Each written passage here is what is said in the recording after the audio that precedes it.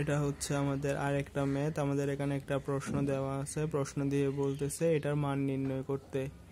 আমরা এখানে I related যে ম্যাথগুলো আছে এই ম্যাথগুলো আমরা কেমনে সলভ করে আমাদের আগের ভিডিওতে দেখাইছিলাম।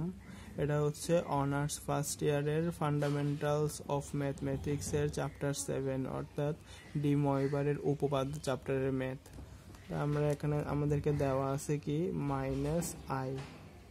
আমরা জানি প্রথমে যেটা থাকে ওইটা হচ্ছে সাইনের ফাংশন থাকে, পরেরটা হচ্ছে আপনার প্রথমেরটা কজের ফাংশন, তারপরেরটা হচ্ছে সাইনের ফাংশন। আমরা ডি ময়বারের সূত্র থেকে জানি, সূত্রটা হচ্ছে cos theta plus i sine theta whole to the power n।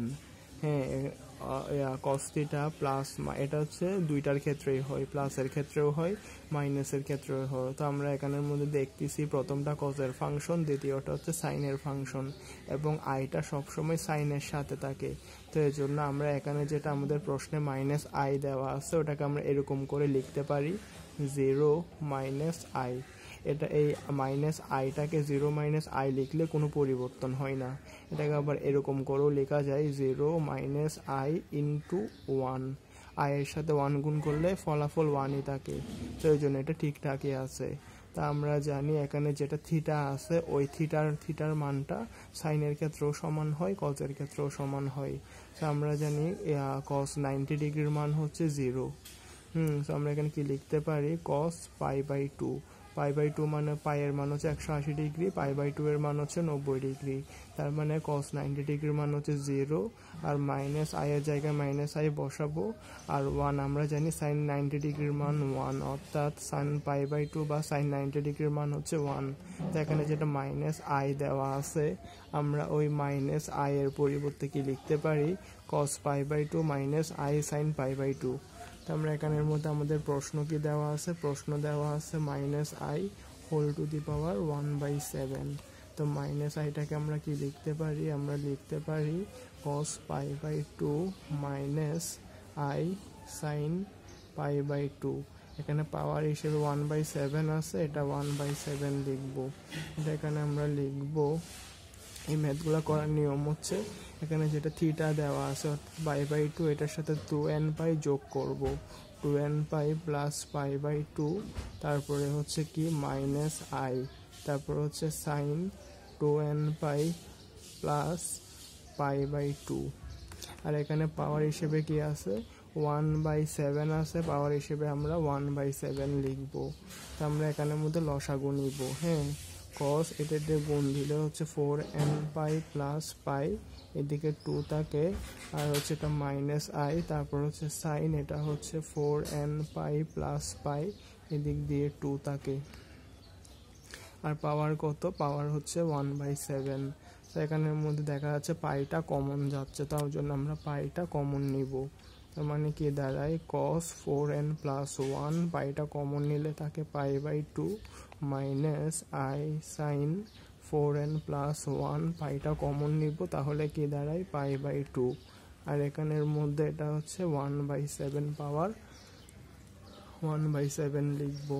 তো তারপরে আমরা জানি এখানে যেটা কোণের মান আছে, এই যে পাওয়ার এটা কোণের সাথে গুণ হয়ে যায়, তার মানে আমরা কি লিখতে পারি cos 4n প্লাস 1, এদিকে আমরা π/2, তো তারপরে হচ্ছে 1/7, তার মানে হচ্ছে minus i sine 4n plus 1। তো কোণের মান হচ্ছে π/2, π/2 এর সাথে পাওয়ার যেটা আছে সেটা গুণ হয়ে যাবে, মানে 1/7 গুণ হয়ে যাবে। তাহলে আমরা কি পাচ্ছি, ফাইনালি আমরা পাচ্ছি cos 4n প্লাস 1 ইন্টু π/7 দুগুণা 14 minus i sine 4n plus 1 into pi divided by 7 দুগুণা 14।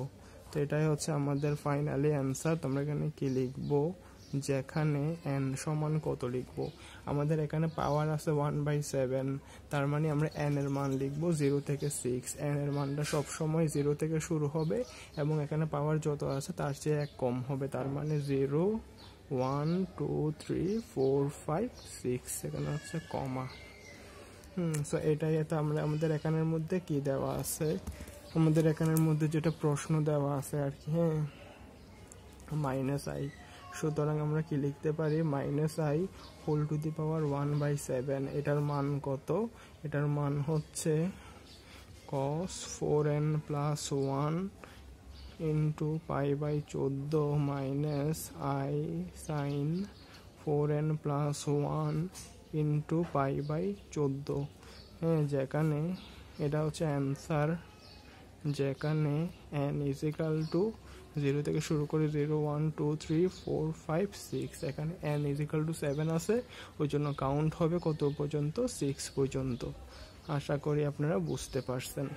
এটা হচ্ছে আমাদের ম্যাথটার অ্যান্সার। আশা করি আপনারা চাইলে স্ক্রিনশট দিয়ে রাখতে পারেন।